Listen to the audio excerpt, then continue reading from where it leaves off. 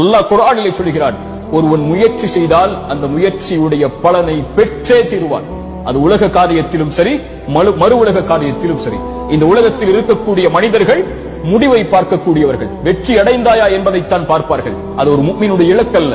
ஒரு முஃமினுடைய இலக்கு எல்லா காரியத்திலும் முயற்சி மட்டும்தான். எல்லா காரியத்திலும் முழு மூச்சோடு உடலை தயார்படுத்துவதாக இருந்தாலும், உள்ளத்தை தயார்படுத்துவதாக இருந்தாலும், தன் குடும்பத்தை தயார்படுத்துவதாக இருந்தாலும், தன் செல்வத்தை தயார்படுத்துவதாக இருந்தாலும், தன்னுடைய சமூக அந்தஸ்தை உயர்த்துவதாக இருந்தாலும், ஈமானுடைய காரியங்களிலும் மறு உலக காரியங்களிலும் உலகத்தில் யார் அவர்களோடு வாழ்ந்தாலும் அதில் 10ல் 1 அவன் ஒருபோதும் வாழ்ந்து மடிய மாட்டான். உலக வாழ்வில் இருந்து அவன் கண்ணை மூடும் போது எல்லோர்களை விடவும் அல்லாஹ்விடத்தில் நான் மேன்மையானவனாக, இறை நம்பிக்கை கொண்ட பலமான உறுதியோடு வாழக்கூடிய, அல்லாஹுடைய கதரை உள்ளத்தாலும் உடலாலும் மனதாலும் ஏற்று வாழக்கூடிய இறை நம்பிக்கையாளனாகத்தான் அவன் வாழ்ந்து மறைவான்.